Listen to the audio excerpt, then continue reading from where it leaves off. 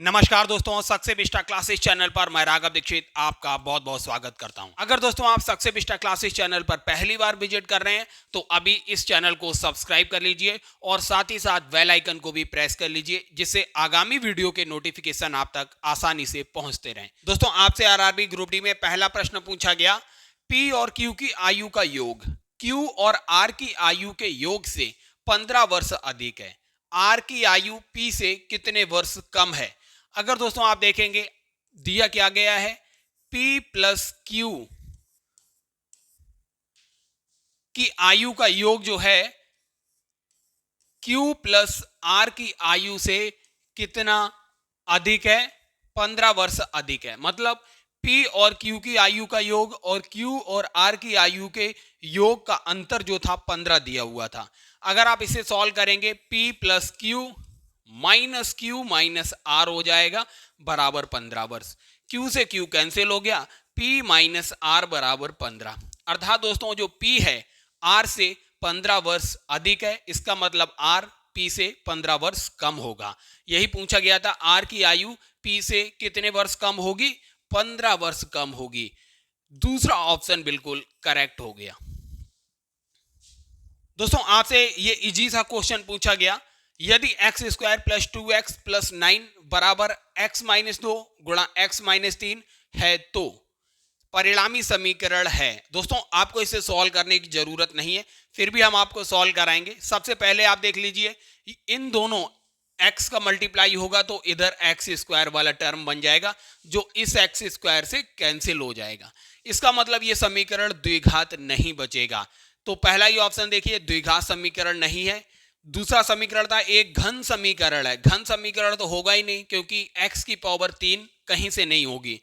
एक घन तो होगा ही नहीं। यहां तीसरा ऑप्शन है एक घन बहुपद है, तो घन तो है ही नहीं। एक द्विघात समीकरण दोस्तों पहले से ही खत्म हो गया। यहां एक्स स्क्वायर था, ये एक्स स्क्वायर कैंसिल हो जाएगा, तो द्विघात नहीं बचेगा। आप डायरेक्टली इसे पहला ही ऑप्शन टिक करके आगे बढ़ सकते हैं, एक द्विघात समीकरण नहीं है। लेकिन अब इसे हम सॉल्व कर लेते हैं। थोड़ा देखिए, ये इस साइड दिया हुआ है, left hand side x square plus 2x plus 9 बराबर ये हो जाएगा x square minus 3x minus का 2x प्लस का 6। एक्स स्क्वायर से एक्स स्क्वायर कैंसिल, तो ये इधर हो गया 2x प्लस 9, इधर हो गया माइनस का 5x प्लस 6। माइनस 5x इधर आएगा तो 5x और 2x 7x हो जाएगा। 6 इधर आएगा तो प्लस का 3 बचेगा बराबर 0।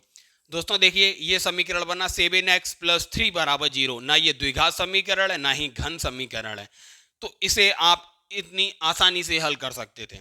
अगला प्रश्न दोस्तों आपसे ग्रुप डी में पूछा गया, यदि एक समबाहुभुज के प्रत्येक अंतःकोण का माप 135 डिग्री है तो उस बहुभुज में भुजाओं की संख्या ज्ञात करना था आपको। दोस्तों एक चीज याद रखिए, जो अंतःकोण होता है, अंतःकोण की माप बराबर क्या होता है? भुजाओं की संख्या n है माइनस 2 गुणा 180 बटे भुजाओं की संख्या n। आपको n की वैल्यू निकालनी थी, भुजाओं की संख्या। आपको अंतःकोण की माप दी हुई है 135 डिग्री है, भुजाओं की संख्या निकालनी है, तो n माइनस 2 गुणा 180 बटे n। n को इधर मल्टीप्लाई करेंगे तो 135n बराबर हो जाएगा। अब 180 को अंदर मल्टीप्लाई करेंगे, 180 n माइनस 360। 360 को इधर ले जाएंगे और 135 n को उधर ले जाएंगे, तो 180 n माइनस 135 n, इसको माइनस करेंगे तो ये आएगा 45 n बराबर 360। यहां से दोस्तों आपको n की वैल्यू मिल जाएगी 360 बटे 45। 45 से 360 जो है दोस्तों 8 बार कट हो जाएगा। इस तरीके से भुजाओं की संख्या टोटल क्या मिली आपको? 8 भुजाएं होंगी। तीसरा ऑप्शन बिल्कुल करेक्ट है। दोस्तों पावर के कॉन्सेप्ट से ये बेसिक सा क्वेश्चन आरआरबी ग्रुप डी में पूछा गया। निम्नलिखित का मान ज्ञात कीजिए, 5 की पावर 3 गुणा 5 की पावर 4 गुणा 5 की पावर 2। तो याद रखिए जब भी दोस्तों ये आधार समान होता है तो घातें जो होती हैं गुणा में जुड़ जाती हैं। तो यहाँ देखिए आधार 5 है तीनों का, तो 5 की पावर क्या हो जाएगा? 3 प्लस 4 7 प्लस 2 9 हो जाएगा, तो 5 की पावर 9, अर्थात पहला ही ऑप्शन बिल्कुल करेक्ट हो जाएगा। अगला प्रश्न दोस्तों आपसे पूछा गया, यदि तीन संख्याओं का अनुपात 5:6:8 है और उनके वर्गों का योग 1250 है तो उन संख्याओं का गुणनफल आपको ज्ञात करना है। दोस्तों जो अनुपात दिया है इससे हमने मान लिया संख्याएं हैं 5x 6x और 8x। वर्ग का योग जो है 1250 है तो वर्ग कर दीजिए 25x² प्लस 36x² प्लस का 64x² बराबर है 1250। ये हो जाएगा 125x² बराबर 1250। तो 125 से 1250 10 बार जाएगा, x² की वैल्यू 10 आ गई तो x की वैल्यू यहां से √10 हो गई। अब दोस्तों क्या दिया गया है, तो उन संख्याओं का गुणनफल ज्ञात करना है, अर्थात इनका गुणनफल ज्ञात कर लीजिए 5x गुणा 6x गुणा 8x। तो ये हो जाएगा 8 पंजे 40 और 40 छक्का हो जाएगा 240 x² गुणा x। 240 गुणा x² की वैल्यू दोस्तों आपके पास है यहाँ पर 10 है तो 10 रख दीजिए और x की वैल्यू यहाँ से √10 हो जाएगी √10। तो ये हो गया दोस्तों 2400 √10। ये देखिए आपको चौथे ऑप्शन में दिया है 2400 √10, चौथा ऑप्शन बिल्कुल करेक्ट है। अगला प्रश्न दोस्तों आपसे पूछा गया किसी रियायती बिक्री में 10,490 अंकित मूल्य वाली एक साड़ी अब 9,441 में बेची जाती है तो साड़ी पर कितने प्रतिशत की छूट होगी। तो छूट प्रतिशत दोस्तों निकालने के लिए आप याद रखिए छूट कितनी मिल रही है दोस्तों, जो उसका अंकित मूल्य है 10,490 माइनस जितना बिक्री मूल्य है 9,441 अपॉन छूट दोस्तों हमेशा अंकित मूल्य पे दी जाती है तो याद रखिए 10,490 जो हो जाएगा ये अंकित मूल्य है तो नीचे अंकित मूल्य आएगा गुणा हो जाएगा 100। इसे हल करेंगे तो आपको छूट प्रतिशत मिल जाएगा। ये हो गया दोस्तों 1049 बटे 10,490 गुणा 100। अगर दोस्तों आप देखेंगे 1049 धाम जो होता है 10,490 हो जाएगा, जीरो से जीरो कैंसिल हो गया तो छूट प्रतिशत आपको यहां से मिल गई 10% की छूट दी गई, अर्थात दोस्तों दूसरा ऑप्शन बिल्कुल करेक्ट हो गया। अगला प्रश्न दोस्तों डिविजिबिलिटी से पूछा गया यदि x और y संख्या 115xy के दो अंक हैं कि यह संख्या 90 से विभाज्य है तो x प्लस y का मान ज्ञात कीजिए। दोस्तों अगर कोई संख्या 90 से विभाज्य है इसका मतलब वह संख्या 9 से भी विभाज्य होगी। अगर दोस्तों कोई भी संख्या 9 से विभाज्य है इसका मतलब उसके अंकों का योग भी 9 से विभाजित होगा। ये याद रखिए विभाज्यता में हम आपको बता चुके हैं। तो ये संख्या है 115xy। आप इसके अंकों को जोड़िए, 1 और 1 2, 2 और 5 7 हो जाएगा। 7 प्लस x प्लस y जो है ये 9 से विभाजित होना चाहिए, तब यह संख्या जो होगी 9 से विभाजित मानी जाएगी। तो आप देखिए x प्लस y का मान इनमें से क्या रखेंगे जो 9 से विभाजित होने वाला अंक मिल जाए। साथ में अगर दोस्तों यहां पर अगर 3 रखा जाएगा तो 10 मिलेगा जो 9 से विभाजित नहीं होता है। अगर साथ में 6 जोड़ेंगे तो आपको 13 मिलेगा, ये भी 9 से विभाजित नहीं होता है। साथ में अगर आप 5 जोड़ेंगे तो 12 मिलेगा, 9 से विभाजित नहीं होता है। लेकिन दोस्तों इसका जो चौथा ऑप्शन है साथ में अगर आप दोस्तों 2 जोड़ेंगे तो ये 9 मिलेगा जो 9 से विभाजित होता है। इसका मतलब दोस्तों x प्लस वाई की वैल्यू 2 आएगी। चौथा ऑप्शन बिल्कुल करेक्ट हो जाएगा। दोस्तों अगला प्रश्न है आपसे समीकरण x² माइनस 12x प्लस के बराबर 0 के मूलों में से एक मूल दिया हुआ है 3, तो दूसरा मूल ज्ञात करना है। दोस्तों सबसे पहले आप k की वैल्यू निकालिए। x की जगह 3 रखेंगे तो क्या आएगा, 3 त्रिका 9 माइनस 12 तियो 36 हो जाएगा प्लस का k बराबर 0। माइनस का 36 प्लस का 9 जो है माइनस का 27 हो जाएगा। k की वैल्यू यहां से दोस्तों निकल के आ गई 27। अब दोस्तों मूलों का योगफल क्या होता है, माइनस b मतलब जो x का गुणांक है माइनस का 12 है अपॉन a मतलब जो x² का गुणांक है 1, तो ये आएगा 12। अब एक मूल आपको दिया हुआ है 3, तो अल्फा की जगह 3 रखिए प्लस दूसरा मूल आपको इजीली मिल जाएगा।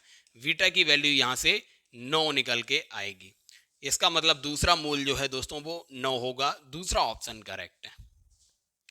अगला प्रश्न दोस्तों आपसे पूछा गया यदि a और b समीकरण x² प्लस x माइनस 2 बराबर 0 के मूल हैं तो x के पदों में वह द्विघात समीकरण ज्ञात कीजिए जिसके मूल 1/a प्लस 1/b और a भी हैं।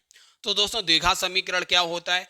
एक्स स्क्वायर माइनस मूलों का योगफल, मूल क्या है 1/a प्लस 1/b और ए बी, तो इनका योगफल हो जाएगा 1/a प्लस 1/b प्लस का ए बी गुणा x प्लस का मूलों का गुणनफल। मूलों का गुणनफल क्या हो जाएगा? इन दोनों का गुणनफल हो जाएगा 1/a प्लस 1/b गुणा ए बी बराबर 0। अब दोस्तों a प्लस बी की वैल्यू यहां से निकालिए। मूलों का योग क्या होता है? मूलों का योग होता है माइनस बी अपॉन ए, तो 1 हो जाएगा। और मूलों का गुणनफल होता है c अपॉन ए, तो माइनस का 2। अब इस समीकरण में a प्लस बी की जगह -1 और ए बी की जगह -2 रखना है। तो सबसे पहले सॉल्व करिए इस समीकरण को। एक्स स्क्वायर माइनस इनका एलसीएम लेंगे तो ए बी नीचे आएगा और ऊपर हो जाएगा a प्लस बी प्लस का ए बी गुणा एक्स प्लस ए बी का अंदर मल्टीप्लाई करेंगे तो ऊपर बचेगा b प्लस ए बराबर 0। अब वैल्यू रख दीजिए। एक्स स्क्वायर माइनस ए प्लस बी की वैल्यू है माइनस का 1 और ए बी की वैल्यू है माइनस का 2 प्लस का ए बी की वैल्यू यहां पर है माइनस का 2 गुणा एक्स प्लस ए प्लस बी की वैल्यू माइनस का 1 है बराबर 0। अब आसानी से हल कर लीजिए। एक्स स्क्वायर माइनस से माइनस कैंसिल हो गया, 1/2 माइनस का 2, ये क्या हो जाएगा दोस्तों? 2 दूनी 4 में से 1 जाएगा तो माइनस का 3/2 बचेगा। x माइनस का 1 हो जाएगा बराबर 0। अब एलसीएम लेके हल कर लीजिए तो 2x स्क्वायर प्लस का 3x माइनस का 2 बराबर 0, ये द्विघात समीकरण निकल के आएगा। इसका मतलब दोस्तों दूसरा ऑप्शन बिल्कुल करेक्ट हो जाएगा। देखिए 2x स्क्वायर प्लस का 3x माइनस का 2 बराबर 0। इस तरीके से आप इसको आसानी से हल कर सकते हैं। ये दोस्तों हमने डिटेल में बताया। अगर आप इसे शॉर्ट मेथड से हल करना चाहेंगे तो ये इजीली शॉर्ट मेथड से भी हल हो जाएगा। अगला प्रश्न पूछा गया, उस समूह का चयन कीजिए जिसमें मौजूद संख्याओं के बीच वही संबंध है जो निम्नलिखित समूहों की संख्याओं के बीच में दिया हुआ है। मतलब जो संबंध इन दो समूहों में है वही दिए गए 4 ऑप्शन में देखिए किस में दिया गया है। तो अगर दोस्तों आप देखेंगे, आप तीसरी संख्या 3 का स्क्वायर करेंगे 9 आएगा और पहली संख्या 1 का स्क्वायर करेंगे 1 आएगा। इनका डिफरेंस जो है वो 8 आएगा, बीच वाली संख्या। ये केस यहाँ भी देखिए, 5 का स्क्वायर करेंगे तो 25 आएगा, 2 का स्क्वायर करेंगे तो 4 आएगा, दोनों का अंतर जो है 21 आएगा, बीच वाली संख्या। पहले ही ऑप्शन देखिए, 7 का स्क्वायर करेंगे 49 माइनस 4 का स्क्वायर करेंगे 16, जब इनका अंतर निकालेंगे तो आएगा 33। इसका मतलब पहला ही ऑप्शन बिल्कुल करेक्ट था। अगला प्रश्न दोस्तों आपसे पूछा गया, श्रृंखला से उस संख्या का चयन कीजिए जो निम्नलिखित श्रेणी में प्रश्नवाचक चिन्ह के स्थान पर आएगी। पहले देखिए 5 का 2 गुना करेंगे 10 आएगा, उसमें आपको 3 जोड़ना है। फिर दूसरी कंडीशन में 13 का 2 गुना करेंगे और इसमें से आपको माइनस का 3 करना है। सेम आगे यही प्रोसेस लगाइए, 23 का 2 गुना कीजिए और इसमें प्लस का 3 कर दिए, 46 प्लस 3 49 हो जाएगा। अब यहां पर 49 का 2 गुना करके माइनस का 3 करना था। 49 दूनी 98 में से 3 जाएंगे तो प्रश्नवाचक चिन्ह की जगह 95 आना था, 95। दूसरा ऑप्शन बिल्कुल करेक्ट हो जाएगा। दोस्तों अगला प्रश्न आपसे पूछा गया, सह अभाज्य संख्याओं के किसी भी समूह का महत्तम समापवर्तक हमेशा क्या होता है? सह अभाज्य संख्याएं दोस्तों वे होती हैं जो आपस में एक दूसरे के लिए अभाज्य होती हैं, मतलब वे एक दूसरे से विभाजित नहीं होती हैं। जैसे 3,5, देखिए 3 5 को विभाजित नहीं करता है, इसका मतलब ये सह अभाज्य संख्याएं हैं। ऐसे ही आप देखेंगे 13,15 सह अभाज्य संख्याएं हैं, 13 15 को डिवाइड नहीं करेगी, 15 13 को नहीं करेगी। तो ऐसी संख्याएं सह अभाज्य होती हैं और इनका जो HCF होता है, हाईएस्ट कॉमन फैक्टर, हमेशा 1 होता है, याद रखिए। पहला ही ऑप्शन बिल्कुल करेक्ट होगा। दोस्तों आपसे दशमलव से संबंधित ये basic question RRB group D में पूछा गया, 0.0486 डिवाइड बाई 0.002। आप दोस्तों देखेंगे दशमलव के बाद यहाँ 4 अंक हैं, यहाँ पर 3 अंक हैं, तो यहाँ भी 4 कर लीजिए। अगर आप दशमलव से दशमलव हटाएंगे तो क्या हो जाएगा? 486/20 20 हो जाएगा।